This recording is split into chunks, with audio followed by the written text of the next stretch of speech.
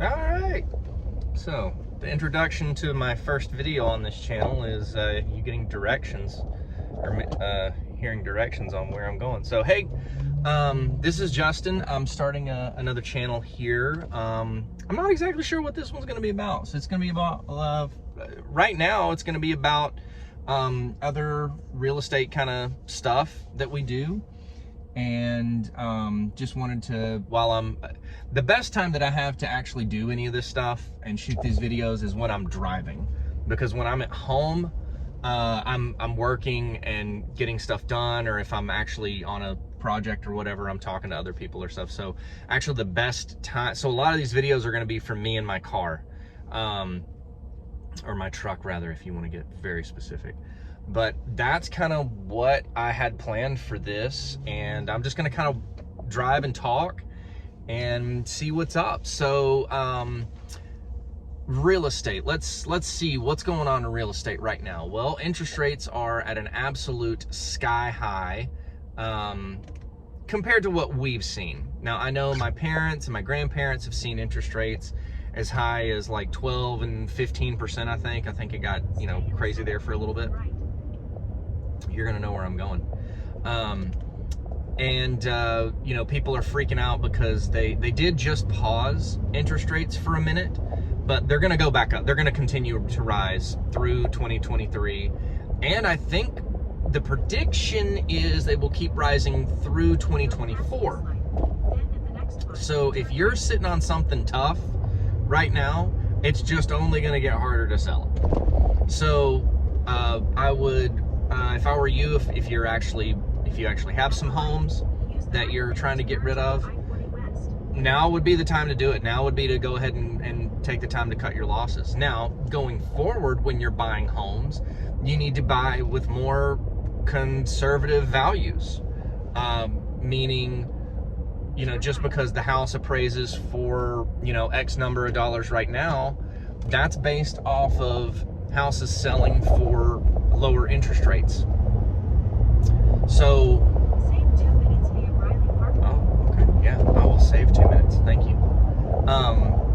Knowing that, you know, going into buying new houses and things like that, we are going to be extra conservative on our numbers, because by the time we get it finished, by the time we actually get something done on it, you know, interest rates may be higher and those comps aren't accurate anymore. So it's always good to be looking at what has sold, what is active, and what is pending. Those are the key indicators of what's going on in the market, because things used to move at a much slower pace. And I do not speak from that from experience. I came in to real estate in 2012. Actually, I mean, yeah, things were kind of slow in 2012 now that I think about it. But from the past, you know, 10 years, it was kind of the rule of thumb that if your house was on the market for a week and hadn't gotten under contract or had any offers on it, something's wrong. And that's just, from the history of real estate, that's not realistic. From what I've, you know, some of my mentors have told me, and how things, you know, it's like if it's sold in under 6 months, that was a standard that was a standard time. So you know, people have gotten loose and drunk off of buying a house and sitting on it for months and months and months, trying to get it rehabbed and taking forever to get it done, and then saving them by getting it under contract and sold within 45 days of listing. That's not really the case anymore. Now, I do understand that if you're doing the work yourself, because it did me when I bought houses originally, I was doing all the work myself, so it was taking me months to get it done, because I didn't know what to do, or I wasn't exactly sure how to do the things and all that kind of stuff, or, you know, I didn't know how to manage it properly. But also, I didn't have a loan on it. You know, I was fortunate enough to save enough money to, when I bought the house, it was just me, you know, or I'd partnered with somebody and there was no interest. We were just splitting the profits. So I didn't have to worry about that. So technically I could sit on it as long as I wanted to, and it's not costing me, other than opportunity costs. And that's another that's another video for another time. I've kind of mentioned them in other videos that I've done before on different stuff. But that is a very long conversation that needs extra detail. It doesn't need to be just an off the cuff kind of thing like this is. This is just kind of off the cuff. There's no script here. Obviously this is low tech. I've got my iPhone here and I'm just driving. That's the amount of the extent of this. But what I kind of take the Trey Parker and Matt Stone approach. If the content is good, you don't need a lot of production. And what I feel is, from the knowledge that I've gained over the past, 11 years of doing this, is the content will be good. Is it the only content out there? No. There's plenty of other people that do things, and they do them differently. They do them this way. But I would caution you that if you're listening to anybody, if they said they've been doing this for 3 years, they're going to be a little bit lopsided on the details of the market, because they've never seen a down market. They've never seen, and of course, even the old school guys, they haven't seen anything that we're in right now. However, they've navigated when times are tough, and a lot of these guys are preaching and saying, we do this and we'll do this and we've done this, and like, you've only been in business for 3 years. Like, you can be an absolute moron in the past 10 years and make money. You don't have to be a genius. It was buy the house and then list it and sell it and make profit. Like, there's not a lot of bolts to it.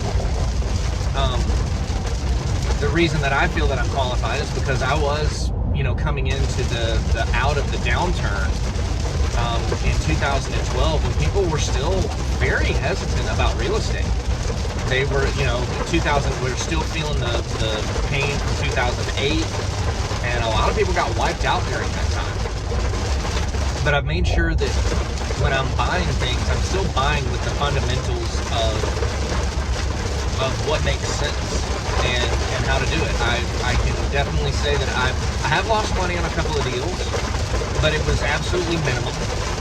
And the way I look at buying deals is, how is this going to make my life better?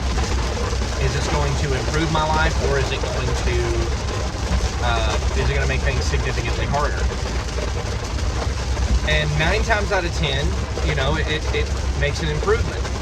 There's been one deal that I lost money on, and of course the natural saying back to that is like, oh, well, if you haven't lost money on deals, then you're just not doing enough deals. And part of that is true. Part of that is very true. But there are some deals that I'm just like, I'm not wishing and hoping. I want to know that this is gonna make sense. And the ones that I've always been like, yeah, we'll do it, but I know this is not going to be a home run, turned out exactly the way I played it. And had I bought it, there was one in particular that I can think of right now that somebody was offering more on that property. They were offering more on that property, and they went with our deal because we're good. I'm good to work with. I say what I do and I do what I say. I've got a good reputation. I've built this up over the past decade, that if you're dealing with me, you're going to get treated right. And I believe that in any business, period, whether it was real estate or any other ventures that I've done.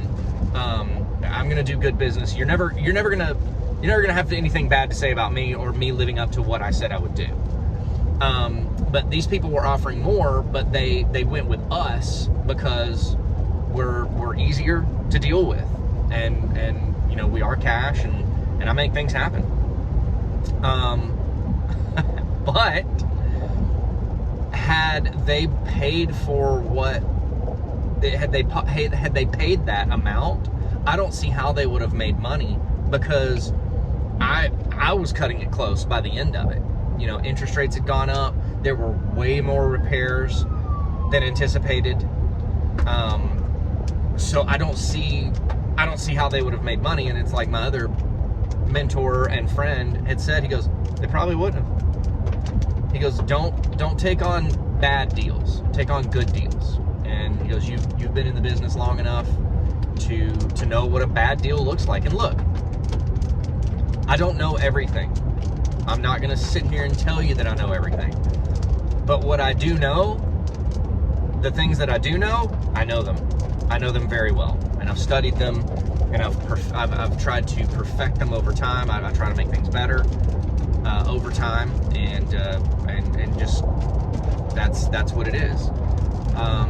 There's some things I can go, I'm not 100% sure, and here's my advice on that. Here's what I've seen. Here's from my past experiences of what's going on, or what's going on with that, those type things. But there are definitely, when I know my rehab numbers, I've got those on point. Unless it's in a market that I haven't been in before, but I'm still going to be pretty darn close, because I'm very, I pay a lot of attention to that and what needs to be done, and costs and things like that. I'm very, very good about that. Anyway, that's enough about that. Let's talk about the market in general. The market in general is down right now, across the board. Now, there are some markets that are still good to be in, but across the board, across the nation, markets are down. Home prices are sinking. Now, are they being slashed in half? In some markets, yes. And in other markets, no. And in other markets, you would say they would slightly have appreciated. And so how can I say that the market is down? Well, it's down from what it was.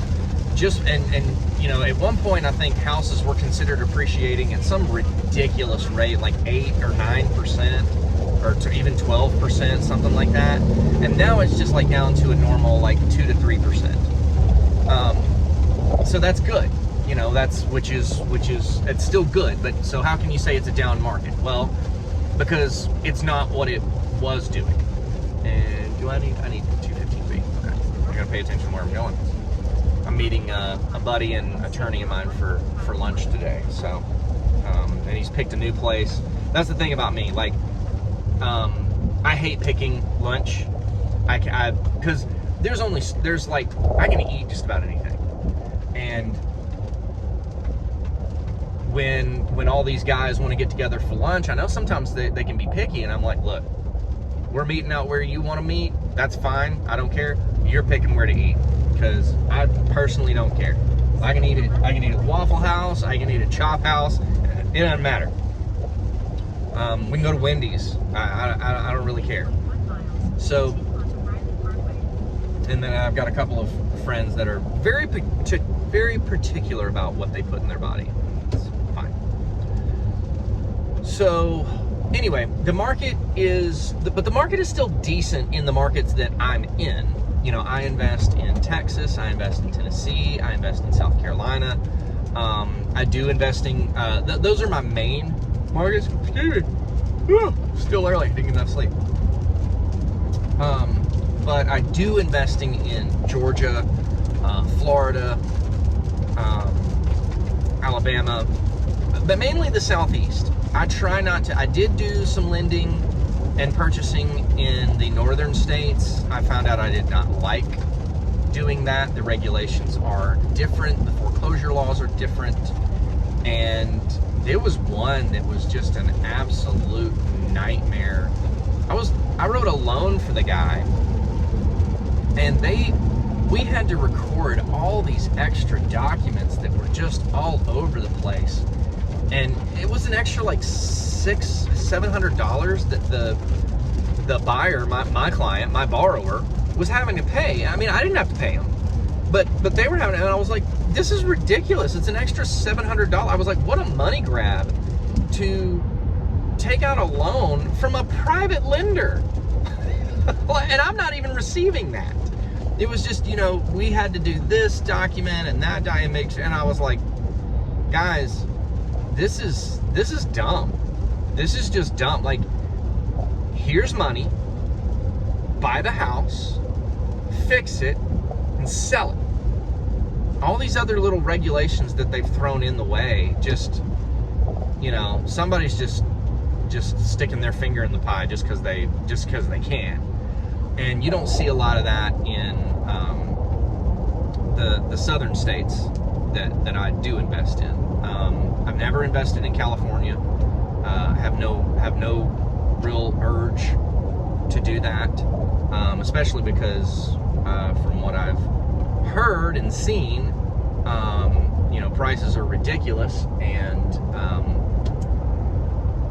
people are leaving. You know, there's been mass exodus from California. Even though I thought I saw that they were planning on, or they were trying, I don't know if it passed or not, but if you lived in California for X number of years and then moved out of state, that you had to do a tapering off income sales tax. I was like, number one, I don't even know how you can enforce that. But number two, I was like, really? Okay. You're gonna tax me in a state that I don't live in, and the reason I moved was because the taxes were too. Yeah, let's see. I mean, you can propose it. That doesn't mean it passes or is practical in any way. But anyway, I digress. And again, this video it's the first video for this channel. I'm not exactly sure we're gonna stick with real estate. That's just kind of what I know. That's what I do, and we'll just kind of see what it brings. But this is just gonna be me jabbering and driving around talking about real estate, because that's what I know. Let's see. So the market's down, but in certain pockets the market is still decent. The market is still good. I can't even say that the market is bad. The market is still good. It's just not as white hot as it was. It's becoming more stable. We had so much cheap money out there that it made housing more affordable. And I knew, actually I feel really bad for real estate agents, because they're kind of getting it at both ends. Like, there for a while, the market was so hot that for sale by owner was so easy that's what they, you know, people were skipping the middleman. And I don't mean that, look, every house that I sell, except for when I do like owner finance deals, I'm using, and even so, like I'll even put an agent in the middle, because they deal with stuff that I don't want to deal with. And as far as I'm concerned, they're worth their weight in gold for doing those things. They follow up with the people. They make sure that this is in place, and they make sure that's in place. And like there's a lot of stuff that you don't even realize that they're doing. However, there for a while, it was listed, get it under contract, and then sell it. And so, you know, a lot of people were like, well, why am I paying 6%? Why am I paying these percentages to basically, they didn't do anything, they just listed it. So, and I got that argument, because there were a lot of agents that all they knew how to do was list a property, and that was it. They don't know how to negotiate, they don't know how to do all these other things. And so now, and then people were skipping that. They were just going straight to for sale by owner, and skipping that, and doing all the paperwork. But now that the market has turned and it's not easy to sell a home, and people are sitting on their homes now. That's another reason the inventory is so low, is because the interest rates are sky high, relative. And, you know, people are like, I'm not getting off of this 3, 4, 5% interest rate when the next interest rate is going to be 8 or above. Why would I do that? So it makes total sense. So the real estate agents have been hit twice now. Like, on the front end, it was just so easy to sell your home that they didn't need them. And then now nobody wants to sell their home because of the interest rate. So it's made it really hard. It's made it difficult. So while we have struggles as investors about there being so many investors now, and everybody and their brother is an investor, that you know, people are overpaying and their ethics are not quite that, or they're saying stuff out of ignorance and they don't really know what they're saying, or they're giving advice, legal advice, where it shouldn't be given. So you get those things. That's kind of where I said. So again, I feel bad for agents right now, because the post was, you know, that nobody wanted to. It was so easy to sell a house, they didn't need them, and now nobody wants to sell their house. So you're about to, and I think there was some crazy statistic I read. It was probably last year that real estate agents were up like by a crazy percentage, like 70%, like 3,000 people in a quarter got their real estate license or something. It was something crazy like that. I need to write this stuff down, because then when people ask me this stuff, they're like, well, where did you read it? I'm like, I can't remember. You know, it's not like I read it. I will tell you, if I'm telling you something, I didn't read it off of a meme. Okay, I didn't get it off of fake book news. It was you know, from a reputable source. I just can't necessarily remember the reputable source. The other thing that I did see is, and I did see this, that investors were up. People becoming or calling themselves investors were up 50%. And so that's why you're seeing a lot of this overpaying and these things like that people are seeing. Is, I just took a wrong turn, so this is gonna be fun. Okay, I will stay in the middle lane. But there's more and more people that have, well, because technically it's become easier to do real estate investment, technically. But again, as I said, the last couple of years, if you know, threw money at it and listed the property, you're going to make money. There was one house in particular, I messed up. I mean, that's the only way to say it. I messed up. I read the numbers wrong. I was overwhelmed with the amount of work that I was doing, and I just messed up on my numbers. I still made money. The market saved me on that. There is no way in heck that I could do that today and make money. If I would have done that today, I would have definitely lost money, for sure, hands down. So those lessons that people have learned over the past, you know, if they've been in the business for 5 years, they don't really know. They don't really know. They may say they know, but they don't really know. And they can say, oh, well, I've done hundreds of transactions and I've done hundreds of this. It's like, yes, but you've done those transactions during a time when those transactions were not hard. You know, now the timing is, it's going to separate the men from the boys, and who is sustainable. And I'm trying to remember, there's another statistic out there that if you start a business and you survive the first year, I'm screwing this up. Basically, you can start a business and it's hard to stay in business, and then after like 10 years, if you can still stay in business, you're like top 1% of people. It's like 5 years. You know, 5 years is doable, but then like most people go out of business within the first, I think it's like five or 6 years. It's something like that. That might be overshooting it. Anyway, I can't remember it, and so I've completely screwed up. But basically, what comes back from that is, it's hard. It's hard enough to start a business. It's even harder to stay in business. And so I think you're going to see a lot of these people falling off that don't have the good fundamentals, and that's what I want to teach, are good fundamentals that's going to sustain your business. You're going to sustain this. No, you might not make $100 million in a year, but you're not going to lose $100 million in a year either. So you've got to remember that slow and steady wins this race, and anybody claiming that they can make you a millionaire within, excuse me, it's the rain, I guess. Anybody that can make you a millionaire within 6 months, they're full of crap. And I would bet $1 million on that. If you can make me, if you would make me $1 million in 6 months, I mean, I wouldn't even bet, because I just know that's impossible.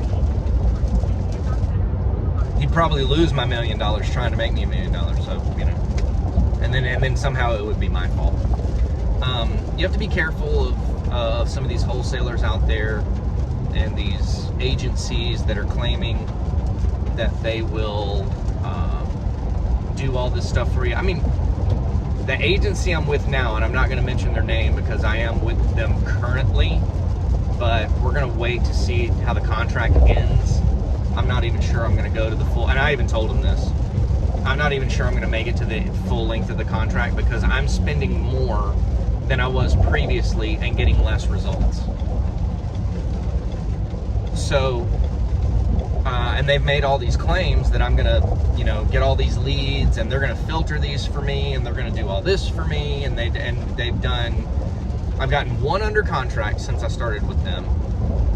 I've spent double what I would normally spend in marketing and advertising, and that person's backed out already. Like, they're in default. They don't want to move forward. So I'm basically back at square one. And then I just recently saw an advertisement that they posted about how someone in their group has made $320,000 in 1 month in assignment fees.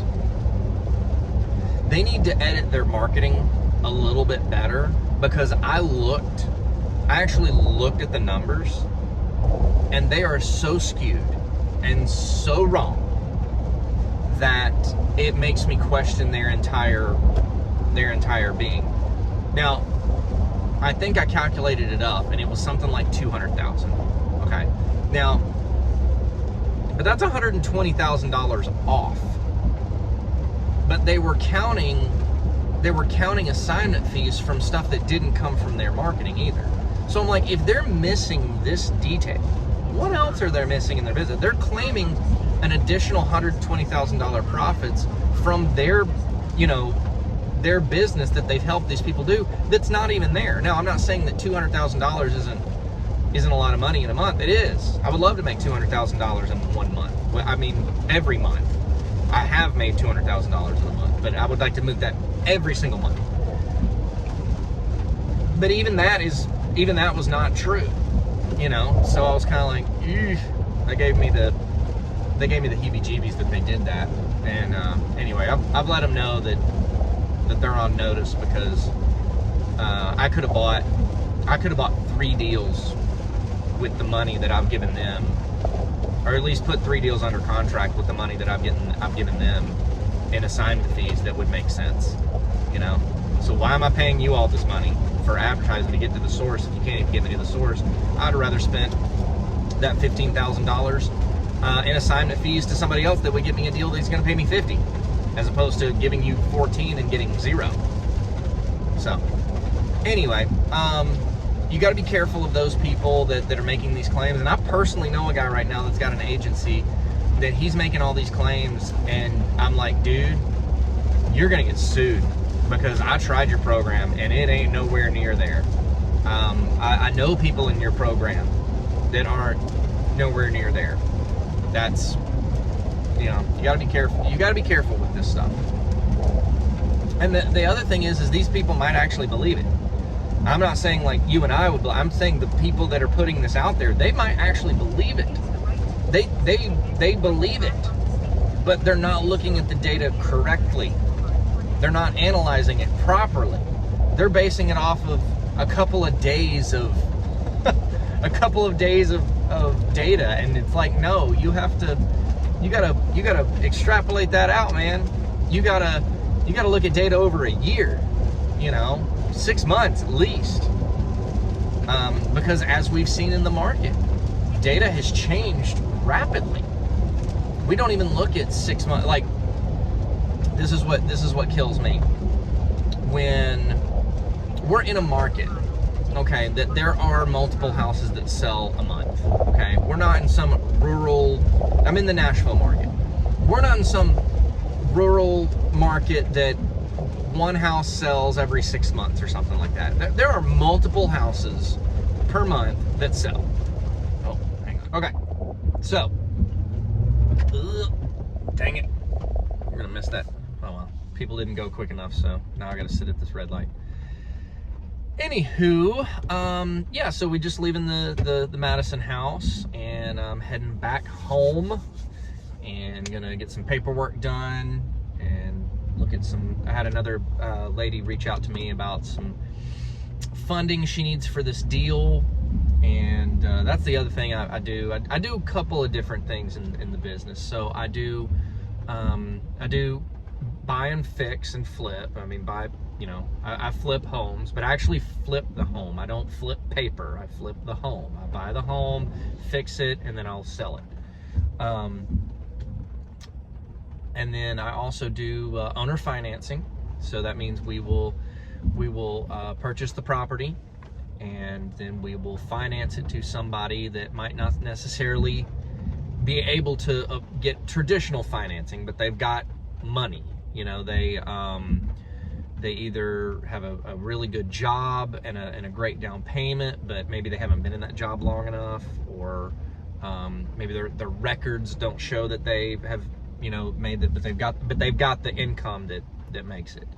So I don't want to get too detailed on that, but there's plenty of people out there that make great money, but it doesn't necessarily show it on paper, and so a bank won't finance it to them. Or let's say a guy, you know, starts a new job, you know, it's like the same position, or he goes out on his own, you know, or starts a new LLC. Actually, I'll even give you for instance, I've been flipping homes for like 8 years, but I never had an LLC. I was just, you know, doing it me, myself, and I.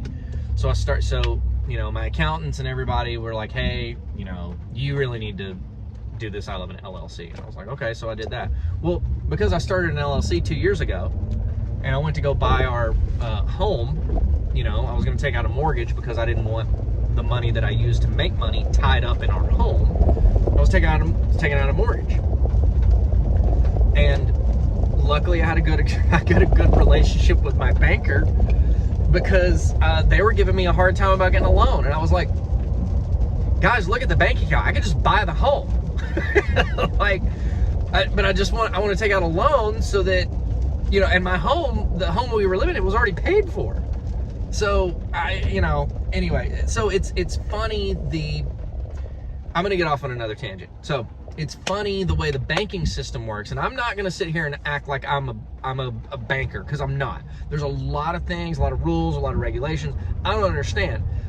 But here's the one thing that I do understand about banking is when they lend on something, they don't necessarily want the asset back. They're just pre-qualifying you. Are you going to make this payment? They don't want the house. As a lender, as a hard money lender, that's another part of my business. As a hard money lender, I'm not looking at necessarily your qualifications. I'm looking at if you mess up or, you know, stop paying me for whatever reason. Maybe there's a really good reason, and, you know, I'm willing to work that out with you, and I have in the past with other lenders. But you may just be a total jerk and walk away. I need to make sure that my stuff is protected, that it's a deal, that it's still a deal. And so that's how I look at those. That's how I look at those things. So, but a bank does not look at it that way. The golden rule in lending is don't lend on anything you don't want to own or possibly own. And a bank doesn't do that. They just go, you know, we'll finance you up to this amount. This is what you're approved for because this is what it says you make. And, you know, how well does that work out for them? Seems like a lot of people get hurt instead of, you know, put forward. And that's the difference of what we do is I will verify your income. I will look and make sure that you can afford this. Because if you can't, I'm not gonna put you in that position, because I'm not helping you. I'm only helping me And really, I'm not even helping me, because then I've got to deal with the situation when you stop making your payments. And I don't want that. So, yeah, I guess I'm helping you out of being selfish, because I don't want to have to deal with that. So, but I mean, all joking aside, I never want to set somebody up for failure. I want to set them up for success. There was a house last year, I think. No, it was early this year. Yeah, it was early this year. I sold that house to them with owner financing, because they had great jobs. They just, I guess they weren't at their jobs long enough or something like that. And the house they were in, they were renting, but it was in bad shape, and they wanted out. And you know, the people that we were buying the house from, they were in a tough time. And so it just kind of all clicked, and it all kind of worked. So I owner financed to them, and they, and I mean, she paid like clockwork, man. Every month, on time, the right amount, sometimes a little over. You know, she wanted to pay that down. And in the meantime, they worked and fixed it. That house was in okay condition. It wasn't in deplorable. There wasn't holes in the roof or the floor or anything like that. It was just dated, and you know, needed some updating and whatever. But they did some updates to the house. I sold them the house for $155,000. Okay. 2 years later, she refinanced. Actually, she didn't even refinance. She just sold the house. They listed it for sale for, what was it, like $270,000. And I just estimated what they put the work in for. I mean, it's just an estimate. They probably put in $15,000, $20,000, maybe more, maybe less, and sold it for $280,000. I mean, it doesn't get any better than that. That they made money off of that trade. I felt really good that I had helped them achieve that level of success, because I'm assuming that they took that money and put that money as a down payment on the next house, or they could have even pocketed that money. And you know, I think after it was all said and done with closing costs, and they pocketed around like $72,000. So, and because they lived in it and it was their primary residence for over 2 years, or about 2 years, they didn't have to pay tax on that. So, pretty cool. I was very happy about that. I felt a lot of joy in my heart that day. Because again, this business is not just about making money. This is about also changing people's lives.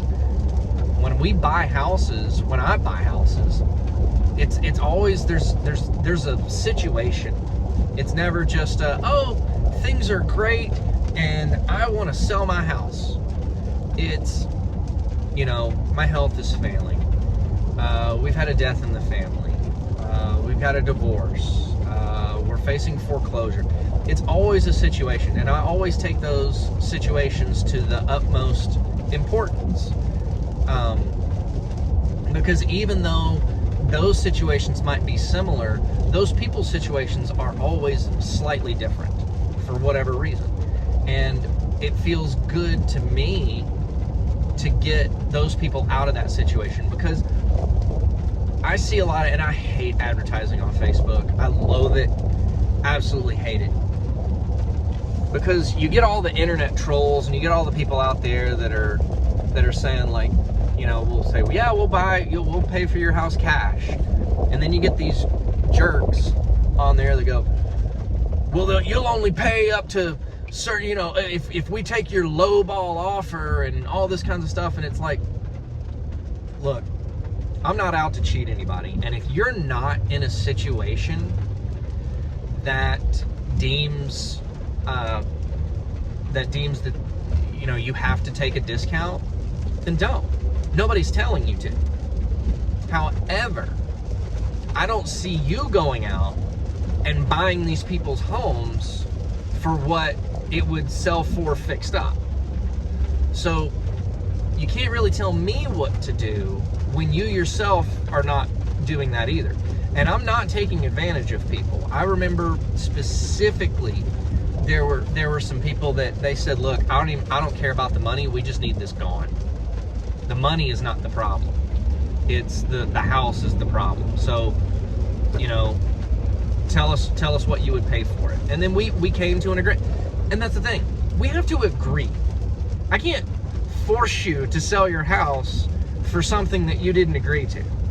You know, and I go through all that. And I don't want you to. If you don't have to sell your home at a discount, if you're in no need to do that, if you're in no rush to get that done, don't. Absolutely. I'm the last person you should be calling.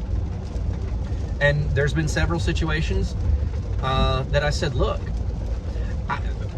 one of my biggest deals to date, one of my biggest deals, I told them, I don't want to buy your home. Call this person or this person. They will list your home and you will get it sold for way more than what I'm going to buy it for. And they thought about it, and we went through the numbers, and we talked about it, and we went back and forth, and I just said, look, you know, I understand that you think it's worth this, and I said, and I think it's worth this too, but I can't pay you that, because that doesn't make sense for me. And again, it's a risk, because COVID was starting to happen, and, you know, we weren't sure what the market was going to do. Things were shutting down all over the place. So anyway, I said, look, here's two people that I recommend that deal with this type of property, because it was a unique property. It was very high priced for the area. And I went, you want somebody with experience. You don't want, you know, and so here's two people I would recommend. Call them, and I guarantee you'll have this house gone in 40 to 60 days. And he said, well, the problem is I don't have 40 to 60 days. I've got congestive heart failure, and I need to get my wife moved into the next house. And I said, okay. And then he said, would you buy it for this? And I said, yes, that's kind of the price that we talked about, and that's what I would be willing to do. And he said, all right, fine. I'm good with that then. I wasn't, you know, it wasn't a fight. It wasn't a screaming match. It wasn't a going back and forth. It was, hey, you know, this is what I can do. Oh, great. Okay, you know what? That's what I wanted. That's kind of what I expected. Great. You get these people, they just don't understand. They can't think about it from somebody else's point of view. And yes, I will profit from, or hopefully profit from the transaction. But just like a doctor or a lawyer or a plumber or an electrician or whatever, you're in a situation that only they can take care of. How dare they charge prices for what they do? How dare they charge you for that? You know? So I just don't see it. I don't see it as taking advantage of people. I would be taking advantage of people if I was telling them something that wasn't true, if I realized that maybe the person's mental capacity is not fully there, and I took advantage of that situation, or you know, there's other ways that you can take advantage, but I don't do that. I try to deal with integrity, and actually I'd probably do a lot more business if I just lied to people more often. But that's just not who I am. It makes everything muddy. It's ill-gotten gains. Like I don't like that. That's just not how I want to. That's not how I want to be remembered.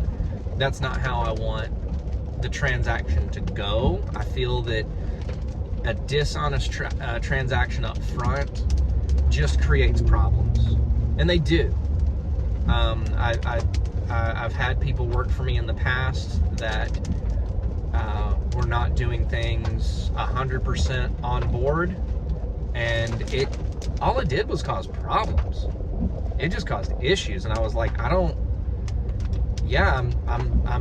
turning a profit, but it's not worth this. This is ridiculous. So anyway, so again, you know, talking about the people on Facebook, you know, it's like, well, I don't see you guys writing a check, you know, and then you get them like, my house is worth $300,000. I want $300,000 check. Well, it sounds like you just need to list it with a realtor or sell it yourself.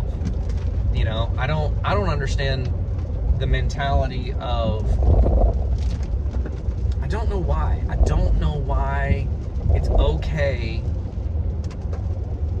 for somebody to go, well, my house is worth $300,000, so you need to buy it for $300,000. Well, I'm a professional investor. That's not how I make money. I buy properties at a discount, but here are my services, and this is why you would sell it to me at a discount, because we can close fast, we can close with cash. You don't have to do, I'm not going to ask for any repairs on the property. You know, I'm going to cover all your closing costs, so you don't have to, you don't have to do it. So, I mean, right. But then, you know, they're like, well, no, I want full value. Okay, well then you're gonna have to. There was a lady in Mississippi, and a lot of them come from Mississippi for some reason. Mississippi is the one. She had a house it's for sale for $40,000. Okay, it's, you know, low housing price area, high crime.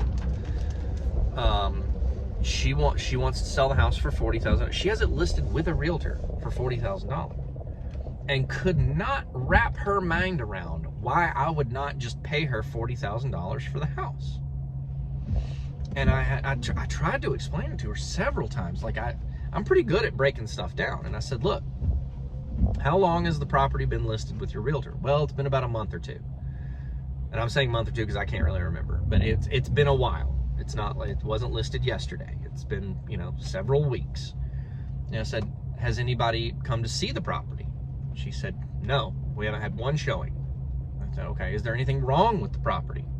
And she said, no. And I went and looked at the listing. The house looks fine, looks in decent shape. Could use some updating, but I mean, we're not talking, you know, it's trashed out or anything. It's just somebody's living there, you know? And then I said, okay, so what do you want for the house? She goes, I want $40,000. I went, well, that doesn't make any sense. I said, I can't pay you $40,000 cash because, you know, if somebody made an offer on it, retail, like, I can't sell it for that. So a couple things that come into the equation on this. One, you've had it listed and you haven't had a single showing at that price. So that tells me that nobody's interested in it at that price. So it's either the area or the price. And I said, so you need, I said, I would just lower the price. Well, I can't lower the price. Well, why not? Because there's this other house I want to buy that I need the money for this to make the down payment. Okay. But let's tackle the other part of that equation. If somebody offers you $40,000 on that home, you're not getting $40,000. There's real estate commissions, there's closing costs, and then there's all sorts of other little fees that are in there. So best I can say is you're going to walk away with like 35. I think it was like 35 after like commissions and all that kind of stuff, because we estimate commissions about 6%, and then closing costs, and then, you know, this. And I was like, you're looking at around like 35. And she goes, all right, well, the best I can do is 37. I was like, you're still not getting it. You're not understanding. I can't buy the home for 37 when I know you're going to walk away with less than 37 if you sell it the traditional way, which you're trying to. And we already know it's not going to sell for that because nobody's looking at the house. Nobody wants to buy it. So, and I mean, we went round and round because I didn't know of any other way to explain it to her. And she said, oh, well, you know, they never said anything about commissions. And I was like, maybe this agent is not charging you commissions. I don't know. I didn't see your, you know, purchase and sale agreement with this realtor. But what I can promise you is this realtor is not working for free. They're just not, because they have brokerage, unless they have their own brokerage, but then they still have costs involved. They're not working for free. Because the minimum they have is some marketing costs and brokerage costs. So I don't, she was like, all right, well, and she had a list of problems that were going on, and I wished I could have helped her, but she wasn't being realistic with what she wanted. And I told her, I said, look, this is probably the best that we can do. And we started to kind of talk about some numbers, and she was interested, but then, she went silent, and I don't know what happened. So I hope she sold it. I hope she got what she needed for it. But I was not going to be the one to make that purchase. But that's what I'm talking about. Like, some of these, it's just unrealistic what some of these people ask for, but they have real situations, and it always seems to be the person that's crying, why don't you do better? Why don't you do better? And telling me what I need to be doing with my money and my business, but yet they won't do the same thing. And they have an excuse. It's like, oh, well, I don't have all that money. It's like, well, then don't tell me what to do with mine. I don't tell you what to do with yours. Don't tell me what to do with mine. And it's a process. It's a strategy. And we do. There are some people I wished I could help, but can't. And that is another part of this business that is tough. But I even had a good personal friend of mine contact me about buying his house, and we just couldn't come to terms on the numbers. And so I actually introduced him to another investor friend of mine. Must be the rain. That they were able to work out a deal. And I'm not sure of all the deals, but one thing I realized is friends and profits do not mix. And I would rather not make money and salvage a friendship than make money and ruin a friendship. And that's how I looked at that. But every person that I've bought a house from has enjoyed working with me, and I've enjoyed working with them. It's a mutual thing. This is not a let me see what I can get, gotcha type business. Now, there are people that do operate that way, and they may do business for a while, but they will not sustain, because I do believe in karma. What goes around comes around. And if you're doing that to regular people, what's stopping you from doing that to other investors or business partners or whatever? If your character is shady, you're not going to stay in business that long. You're just not. If you're doing good business with good people, you'll be around. And that's. I'm not claiming to be the smartest investor, but I may be the most honest. Actually, I might make that claim. I might be the most honest investor. So, but yeah, that just the whole, with Facebook and that type of marketing and getting chewed out for, what seems trivial. What's going on? It's got to be the rain. I haven't yawned this much in 2 months, and it's rained today, and so that's probably what it is. Anyway, moving on. Let's talk about something else. So a friend of mine asked me a bunch of questions about what I look for when I'm looking at a property. And that's a big question. I don't even look, I think that's the thing. I don't necessarily look at the house, because I'm not going to live there. There's parts of it that it's like, oh, my wife will look at stuff and she's like, oh, that's cute. And I hadn't thought about that, but I'm looking at more from a transactional standpoint. I'm looking at more of the data, what the house needs for repairs. I'm really looking at what does the house need, what can the house potentially sell for within reason, because that is still a guess. It's a very educated guess, but it's a guess. What's the area like? Is this a nice area? Is it a good school zone? Is it a good market? Oh my gosh, I can't believe this. Is it a good market? Is it a declining market? Yeah, I think I said, is it crimey? And I'm looking at the house itself. Like, okay, all these houses around here are 3-2s, and this is a 2-1. You know, like, I'm not excited about that. I'm not excited about a 2-1. I'm not excited about a 2-1 in general. But, you know, I really don't take on less than those. I just did a 3-1. 2-1, yeah, 2-1s. I don't think I've ever, I'm trying to think if I've ever done a 2-1. Yes, I did. And that turned out terrible. That was a bad investment. I made money, but it was a bad investment.